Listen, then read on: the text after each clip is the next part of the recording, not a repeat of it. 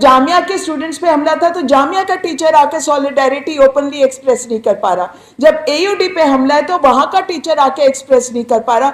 और मुझे लग रहा है इसका मतलब आप एक बहुत बीमार टीचर पैदा कर रहे हैं जिसके अंदर रीढ़ की हड्डी नहीं है, और इसका मतलब देश के किसी भी सिटीजन के अंदर रीढ़ की हड्डी बचेगी नहीं। तो ये एक बहुत खतरे की बात है, क्योंकि टीचर का काम अगर क्रिटिकल थिंकिंग का है, टीचर का काम आपको एक सिटीजन बनाने का, एक नागरिक बनाने का है, तो वो बगैर सवाल पूछे या सही चीजों पे सॉलिडेरिटी एक्सप्रेस किए बगैर नहीं हो सकता। आप लोगों को बताना चाहते हैं कि आप तय करें आप कहां खड़े रहेंगे तो सुरक्षित रहेंगे, नहीं तो आप उमर खालिद की तरह और बाकियों की तरह जेल में होंगे। इस तरीके का एक डर का माहौल पूरे देश में पैदा किया जा रहा है, और ये एक तरीके से ट्रेनिंग हो रहा है यूनिवर्सिटीज में कि आप ऐसा सिटीजन बने, और जब तक आप यूनिवर्सिटी का दौर खत्म करते हैं आपका समझ साफ हो जाए कि मुझे बचने के लिए क्या करना होगा, इस देश में रहने के लिए क्या करना होगा। जैसे प्रोफेसर अपूर्वानंद ने भी कहा कि दिल्ली स्टेट से एक बहुत इंपॉर्टेंट यूनिवर्सिटी वो खोने जा रहा है। नई अपॉर्चुनिटीज़ तो सरकारें बना नहीं पा रही, लेकिन एक विश्वविद्यालय जो 15 साल में खड़ा हुआ था और जिसमें बहुत स्टूडेंट उसको सेंट्रल यूनिवर्सिटी की पैरिटी में देते हुए उसको ज्वाइन करने की कोशिश करते थे फॉर एमए एंड पीएचडी, ये अपॉर्चुनिटी ख़त्म होने वाली है जो लगातार एयूडी के साथ हो रहा है। मैं अपने स्टूडेंट साथियों का भी शुक्रगुजार करना चाहती हूँ कि वो लगातार वॉइसेस को रेज कर रहे हैं, और यही यूनिवर्सिटीज़ को शायद बचाने का तरीका रह गया है कि स्टूडेंट्स इस हमले के खिलाफ, और जो यूनिवर्सिटीज़ पे हो रहा है, तो अगर आप देखेंगे तो एयूडी के साथ कुछ अलग से आइसोलेशन में नहीं हो रहा है। सारी यूनिवर्सिटीज़, पब्लिक फंडेड यूनिवर्सिटीज़ के ऊपर एक कोलैप्स का माहौल बनाया गया है, और यूनिवर्सिटीज़ जो होती हैं वो सिविलाइजेशंस को या एक सोसाइटी को जनरेट करती हैं। आप कैसी सोसाइटी को जनरेट कर रहे हैं ये समझने की ज़रूरत है। तो आज का जो विश्वविद्यालय है वो कैसा, अगले 10 साल में जो आपके पास नई पीढ़ी आएगी, जो पॉलिसी मेकिंग की ओर बढ़ रहा होगा, वो कैसा होगा, वो एक बहुत ही पोलराइज समाज होगा। सिर्फ ये बात नहीं है कि छात्रों के पास एक डर का माहौल है, तो आपके पास एक डरा हुआ सिटीजन पैदा होगा, लेकिन एक पोलराइजेशन भी होगा जहां दूसरों के पास इम्यूनिटी होगी, जो वो कुछ भी कर सकते हैं। अभी जेएनयू का सीन आया जिसके अंदर ईसी पे हमला होता है, कौन स्टूडेंट है जो तोड़फोड़ करे वो साफ है, पर उनके ऊपर कोई एक्शन हो रहा है क्या? एयूडी के केस में भी 3 स्टूडेंट बुलिंग करते हैं, उनका जो सस्पेंशन है वो तभी होता है जब बाकी स्टूडेंट्स उसका विरोध करते हैं कि कोई एक्शन नहीं हो रहा है, तब जाके प्रशासन घिरा हुआ महसूस करता है और उस बुलिंग इंसिडेंट में उन 3 स्टूडेंट्स का सस्पेंशन करता है। पर वो सस्पेंशन का कितने दिनों का है, और बाकियों पे जो सस्पेंशन हो रहा है जिसको रिवोक करवाने के लिए उन्हें कोर्ट जाना पड़ रहा है।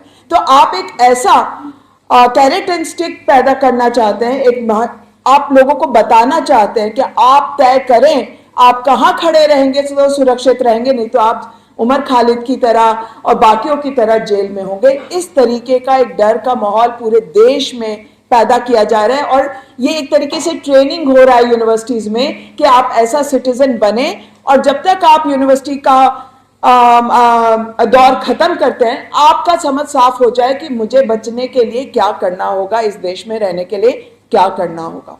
तो ये एक बहुत ही भयावह स्थिति है, और ये idea of the country, idea of the university पे एक अटैक है और आइडिया ऑफ द कंट्री पे अटैक है। इस चीज को हमें समझना होगा, और ये बात सही है कि यूनिवर्सिटीज आम जनता तक पहुंची ही नहीं। तो अगर हम प्रतिशत के हिसाब से बात करें, बहुत एक छोटी आबादी है देश की जो यूनिवर्सिटीज तक पहुंची, और एक और बहुत छोटी आबादी है जो best of the central universities में या एयूडी जैसी यूनिवर्सिटी तक पहुंची।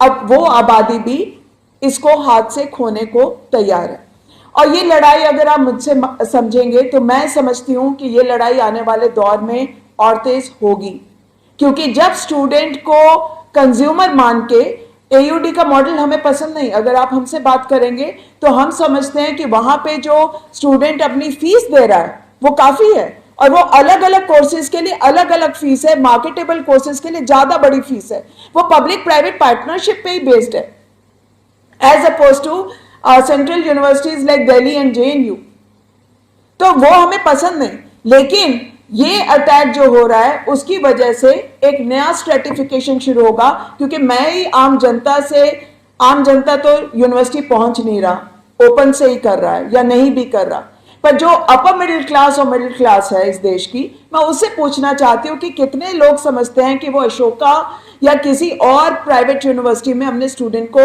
या फॉरेन में ही भेजेंगे, फॉरेन में पढ़ा तो लेंगे, क्या देश में उसको नौकरी मिलेगा? AUD में और बाकी सेंट्रल यूनिवर्सिटीज में दूसरा सोचने का विचार है। तो आप कर क्या रहे हैं इस देश के साथ? तो मैं अपील करना चाहती हूँ माँ बाप के साथ भी और आम जनता के साथ जो समझती है कि यूनिवर्सिटीज का होना जरूरी है, कि वो इस बात को समझे कि यूनिवर्सिटीज पे जो अटैक है वो देश पे अटैक है।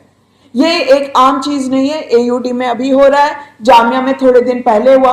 और एक और बड़ी मजेदार बात मैं देख रही थी जब अभी मैंने पढ़ा कि हाई कोर्ट ने रिवोक किया है 3 स्टूडेंट्स का सस्पेंशन AUD में, वहां पे भी देख रहे हैं कि advocate Rupal is also advocate of Delhi university. और अगर आप देखेंगे पब्लिक फंडेड यूनिवर्सिटीज में number of cases against employees and student has just gone up. तो इन्हीं स्टूडेंट से रुपया लेते हैं रूपल को देने के लिए और इन्हीं के खिलाफ सब मुकदमे कर रहे हैं और सिस्टम के अंदर कोई जस्टिस नहीं मिलेगा। तो ये भी एक पूछने वाली बात है कि किसका रुपया खर्च कर रहे हैं, ये रुपया कहां से आ रहा है जिससे कोर्ट में यूनिवर्सिटी जो है अपने स्टूडेंट के खिलाफ खड़ा है। वो भी स्टूडेंट से ही रुपया आ रहा है, वो भी स्टूडेंट फीस से ही रुपया आ रहा है, क्योंकि सरकारें कोई ये रुपया नहीं देती कि आप कोर्ट में जाएंगे। और कोर्ट केसेस जो हैं वो बढ़ते चले जा रहे हैं। ये एक शर्मनाक बात है। इसका मतलब जो यूनिवर्सिटी को आइडिया देना चाहिए था जस्टिस का या रेजोल्यूशन का या डायलॉग का या डिबेट का, वो स्पेस यूनिवर्सिटीज के अंदर खत्म हो रहा है। और ये जो बैरिकेडिंग है और vice chancellor offices Delhi university में भी शुरू हुआ, ये जो क्लोज्ड यूनिवर्सिटीज हैं, यूनिवर्सिटीज को तो सोसाइटी से बात करना चाहिए। कोई बाहर भी सड़क पे अगर कोई अंदर घूमते हुए आ जाए और उसकी संरचना को देख ले कि हाँ ये कैसे डिपार्टमेंट्स हैं, हम वॉक थ्रू कर पाए। एक जमाने में किसी भी यूनिवर्सिटी में कोई आपको गार्ड नहीं मिलता था, और यूनिवर्सिटीज में आपका घर पास है इसीलिए आप उसके थ्रू भी जा सकते थे। कोई और आदमी भी मतलब आता जाता भी यूनिवर्सिटीज को क्रॉस करता था, इसलिए यूनिवर्सिटीज पेरिफेरी पे नहीं थे। आज प्राइवेट यूनिवर्सिटी जरूर पेरिफेरी पे हैं क्योंकि उनको जमीन नहीं हासिल है, पर अगर आप यूनिवर्सिटीज को देखेंगे उसकी कल्पना सोसाइटी के अंदर की है। तब वहां पे बैरिकेड होना पहले एक क्लोज आपने किया और उसके बाद आप VC और रजिस्ट्रार दफ्तरों को बैरिकेड कर रहे हैं, बड़े बड़े आपने जंगले बना दिए। ये अपने आप में एक बहुत नेगेटिव स्टेटमेंट है। Universities had to be integrated and should be integrated with the society. They should be open, they should be open to all citizens to be able to cross. क्यों नहीं, एक स्टूडेंट जो school student है वो आते जाते अगर एक यूनिवर्सिटी से पास करेगा तो उसकी एस्पिरेशन अलग होगी। तो ये मैं समझती हूँ कि AUD पे अटैक जो हो रहा है, और ये बात सही है कि टीचर्स के ऊपर जो अटैक है वो शायद विजिबल नहीं है, पर टीचर बन पा रहा है अगर वो अपने स्टूडेंट के पास खड़ा नहीं हो पा रहा। ये जो लगातार यूनिवर्सिटीज में टीचर्स के ऊपर अटैक हुआ, और यहाँ पे अपूर्वानंद ने बताया कि किस तरीके से AUD ने लोगों का डिमोशन करके, इससे पहले भी सलिल मिश्रा और अस्मिता काबरा के ऊपर टर्मिनेशन करके, अभी कौस्तभ बनर्जी के ऊपर जस्ट क्योंकि वो एक प्रोग्राम में शामिल हुए स्टूडेंट्स के साथ, उनको शोकॉस करके तमाम आपने ऐसे चीजें की हैं कि वहां का टीचर नहीं आ पा रहा। जब जामिया के स्टूडेंट्स पे हमला था तो जामिया का टीचर आके सॉलिडेरिटी ओपनली एक्सप्रेस नहीं कर पा रहा। जब AUD पे हमला है तो वहां का टीचर आके एक्सप्रेस नहीं कर पा रहा। और मुझे लग रहा है इसका मतलब आप एक बहुत बीमार टीचर पैदा कर रहे हैं जिसके अंदर रीढ़ की हड्डी नहीं है, और इसका मतलब देश के किसी भी सिटीजन के अंदर रीढ़ की हड्डी बचेगी नहीं। तो ये एक बहुत खतरे की बात है, क्योंकि टीचर का काम अगर क्रिटिकल थिंकिंग का है, टीचर का काम आपको एक सिटीजन बनाने का, एक नागरिक बनाने का है, तो वो बगैर सवाल पूछे या सही चीजों पे सॉलिडेरिटी एक्सप्रेस किए बगैर नहीं हो सकता। तो ये एक बहुत भयंकर एक असॉल्ट यूनिवर्सिटीज़ के ऊपर हो रहा है, जिसको हमें समझना चाहिए। और ये असॉल्ट उतना ही बड़ा है जितना basically this is an assault on the country, क्योंकि कोई भी देश जो है वो अपने नागरिकों से बनता है, और जो भी पॉलिसी चेंज होता है वो 10-15 साल में पता चलता है कि क्या होगा। तो एनईपी के तहत चौथा साल का पढ़ाने का इंफ्रास्ट्रक्चर एयूटी के पास नहीं है, डीयू के पास नहीं है।